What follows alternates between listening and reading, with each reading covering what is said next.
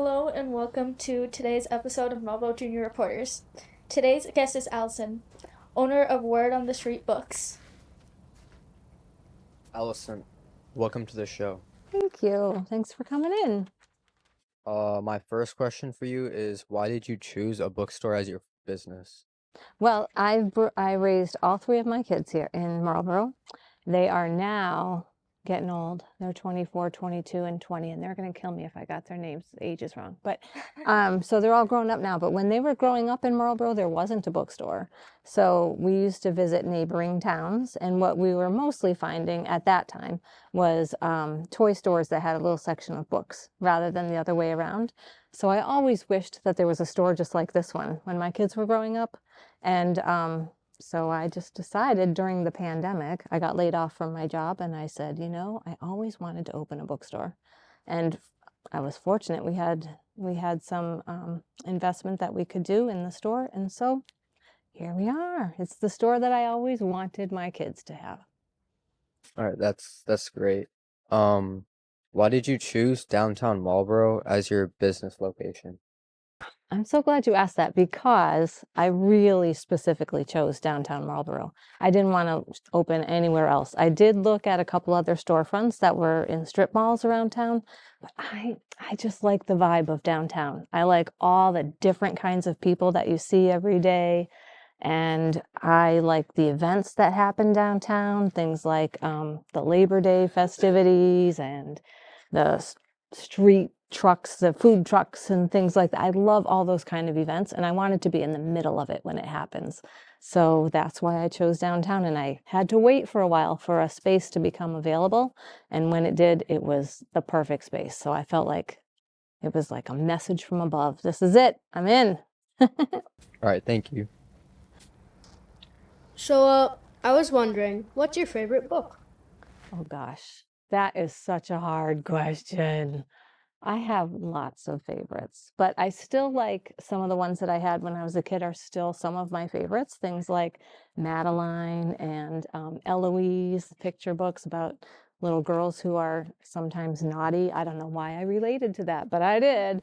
And then I also like some middle grade books. And I love young adult books that are written for teenagers. More Happy Than Not by Adam Silvera is one of my very favorites. I also love by Jen De Leon, Don't Ask Me Where I'm From. I have lots. The Going to Bed book that is on the shelf up there with its teddy bear. I read to my kids about 1 billion times when they were babies, so that's still one of my favorites for kids. I have lots and lots. It's just every day that you ask me that question, I'll come up with a different answer. I'll be sure to check some of those out. So what types of struggles come with running a business? There are struggles. I'm not very organized sometimes. About some things I'm very organized with, but as far as like finances and things, I'm not very well organized, so I always have to get help with that. I have a hard time keeping track of things like all the different insurances that you have to have and the different taxes that you have to pay. Because you have to pay personal property tax for all the things that are inside your store. I didn't know that until I opened the store. I have to pay tax on all of the books and computers and things that we have inside the store, on top of sales tax. And then there's like employee taxes, the payroll taxes that I have to pay. I'm not very good at keeping track of those things. I find that, I do. I pay my bills. But I just want to say, but I find it difficult. I do it, but I really struggle to do it. That doesn't come easily to me. So, are you hoping that like the business will expand more to like malls or like other places, or do you hope it stays? I hope Word on the Street always stays just Word on the Street. I don't ever see it being like a franchise or something like that, because I just like the individual approach and really having my hands in every little bit of it. It feels like it's my baby, and I would hate to have it just out there in the world in someone else's hands, and maybe they would, I don't know, then it would start to look like any of the big box stores or something. I would never want to see that. But that being said, I would like this individual store to expand. So right now we're about 95% books for grown-ups. We have only about like 5% or so grown-ups books. And so we would like to have a lot more books for grown-ups. So that's how we would like to expand. We'd like to double our space and have books for grown-ups at some point. This is where we started because children's books are what I really know. I used to be, once a librarian, always a librarian. So when I was working in libraries, I was a children's or youth services librarian. So that's what I know the best. So that's where we started. But I would love to expand and have more books for grown-ups. Thank you. Welcome to our very messy game section. Feel free to straighten up as you come by anytime. And later I'm going to give everybody a dust rag and you can also dust. All right, so these are the games all the way from preschool, like the fishing game is for real young preschoolers, up through a little bit older, 7, 8, 9, 10-year-olds, super fun things. This is our crafty area. Stickers and more games. If you collect stickers, these sticker albums are the bomb. There's sticky pages that you can stick them and unstick them, and also those like zipper pouches inside, so you can save them and not stick them to anything if you're a real sticker aficionado. We have all those. This is our puzzle section, again, all the way from preschoolers up to like big 1,000-piece puzzles. We have a lot of grown-ups that shop here too. Did you know that? Yeah. It's kind of a secret because the sign says children's books and gifts, but really we have things for grown-ups too. And we're expanding all the time. So this is all sorts of fun stuff on here. And then my favorite part, the books. All right. Have you always loved books, even as a child and even now? Have you always loved books? Yes, absolutely. And every job that I've had has revolved around books in one way or another. When I was growing up, we had a fabulous public library, and my mom would let me go there about once a week or so and get a big stack of books, and I still remember the feeling of walking up the steps of my public library. I still remember like where the Beverly Cleary books were. I can picture them on the shelf, and you had to like go up the children's desk was tall, and you had to climb up a couple of steps to hand the librarian. I still remember all that, like, with such a passion. So it's always been a thing of mine. And my first job out of college was working in a bookstore, an independent bookstore in Springfield.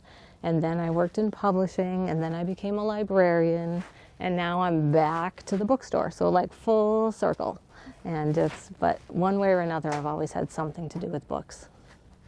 Thank you.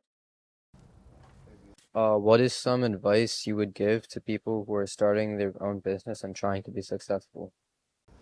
I would say, if you can, pick a business that you're really passionate about, because you think you're only gonna, well, I did anyway. I thought I was only going to spend, 9 to 5 at the bookstore, and then I'll go home and have my separate life. But it becomes more, and when you own the business, you're always thinking about it. What could I be doing more? And like, I dream about the bookstore, and I'll wake up in the middle of the night and think of some display. Oh, why didn't I think of doing a display about whatever it is, Or, oh, that customer asked me for a certain book. I just thought of a great one that she would like. Like, it's constantly in my brain. So pick something that you're passionate about, because you're going to spend a lot more time there than you think. And also research, because there's really a lot of things that come up that either you wished you had studied more, or you're really glad that you did. So for example, one of the things that I learned early on when I was actually in library school, and we were talking about one of the most important things about libraries is being accessible, right? And people need to be able to get in. If you don't have parking and people can't reach you, then, and we were talking about libraries at the time, then it's going to fail. Like, people need, if they can't get in the door, they can't find a place to park, you're dead in the water, right? So it's the same thing, I think, with a business. Like, really think about where you're going to be located, where you want to be, how people are going to get to you. There's a lot of things like that to think about. So pick something you're passionate about, and then do a lot of research before you open the door. So what do you think makes books such a great art form? There's always something that you can relate to in a book, and I think that's what people are looking for when they sit down with a book. At least people that I talk to, they're really looking for something that they can connect to, and a place to visit that's like different from their own world. And when you open a book and you're just immediately transported into another place and into someone else's life, and it's just so exciting to explore either someone's real life, like in a nonfiction book, or a story that's completely fantastical and maybe a made-up world. It might be the real world, but it's a person with different problems than yours. And it's just, there's so many stories to be told. And there's, right, like the books have been around for hundreds and hundreds of years, right? And still people are coming up with new and different stories, and there's no end to what you can explore and places that you can go. And so I think that's what makes it fascinating. Do you like books too? Yeah. Is it okay for me to turn the questions on you sometimes? Sure. What do you think about books? Why do you think people like books so much? I think the aspect of imagination makes it very engaging because the reader gets to sort of participate in their own way. I love that. Oh, thanks, Oliver. We usually have a holiday display here, so what do you think is the next holiday? Easy peasy to guess, right? And then we have graphic novels. This is our nonfiction section. All sorts of fun things in here, from cooking to encyclopedic knowledge. This one has bird sounds that are so real that sometimes if I forget this book is here and somebody presses the button, I'm over there, I think a bird got in. And that confuses me for a few minutes every time. Then there's the activity books, a lot of remember stickers. Stickers seems to be a theme. We have a lot of sticker books, and also coloring books and other things. This is like fun stuff for more like the grown-ups kind of silly things. And here's the teen books. When you became the owner of Word on the Street Books, did you have to make like a lot of difficult decisions? Well, yes, because for one thing, I was a librarian, but when I was working in libraries, we had huge collections, right? Like you walk into the public library and there's so many children's books, just to begin with children's. But when you open the store, darn, you actually have to pay for all the stuff that's on the shelves before you can sell it. You have to buy it. So I couldn't have all the things I wanted to have. So that's a constant decision every day. Like I get catalogs and letters and emails and with information about books and from publishers and their sales representatives, like, oh, you need to have this. This is the next greatest book, but I can't buy them all. There's not enough room for them, and I can't afford to buy all of them. So those are tough decisions every single day. How are we going to narrow this down? What's going to be the best? Not just what I like, not just what the publisher says is going to be the next hot thing, but what will my customers really like? What are the best things to share with them? Thank you. Could you give us a quick history of the store? Sure. We opened in 2020, right in the middle of the pandemic. Do you guys remember the pandemic? I guess, how could you forget? Because it's still sort of ongoing, right? But right when it was October 2020 and schools had gone online and all the kids were home doing Zoom school and on their Chromebooks and things, that's when we opened, when people were afraid to go out and go into stores. So in a way that seemed kind of crazy, right? But on the other hand, it was the perfect store at the perfect time, because I had more parents coming in and saying things like, oh, thank God there's books, because my kid has been staring at the computer and the TV all day. So we came here to look for books. And then they would say things like, how about, do you have activity books for the little ones, to get them off the computer for a while? Maybe an actual book where they can do puzzles and games and things. Oh, speaking of games, do you have games? Do you have puzzles? And so those were exactly the kinds of things that we had, things to get that people away from, and everybody wanted to get away from their computers at that time.